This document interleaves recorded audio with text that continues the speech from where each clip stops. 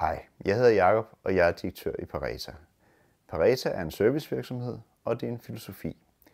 En filosofi om, at vi i det offentlige-private samarbejde gennem dialog og fælles strategi kan skabe merværdi.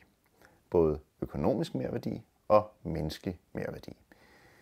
Jeg stiftede Pareta i 2007 som et sundhedsfagligt og pædagogisk vikarbureau, der skulle hjælpe det offentlige med at lave løsninger, som frigjorde de fastansattes tid til kerneopgaverne.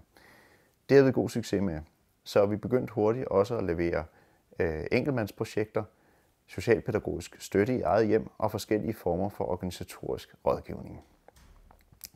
I dag forbinder vi forskellige serviceområder med den røde tråd, at vores kunder skal få bedre økonomi, at borgerne skal have højere trivsel, og at vi skal dokumentere vores resultater. Vores fokus er merværdi for alle parter, og ideen om merværdi for alle parter er faktisk grunden til navnet Pareta. Pareta er opkaldt efter den italienske økonom Vilfredo Pareto, som lavede matematikken bag begrebet allokativ efficiens. Allokativ efficiens er den økonomiske situation, hvor alle parter i en handel er stillet bedst muligt. Man kan ikke ændre på noget, uden at nogen bliver stillet ringere.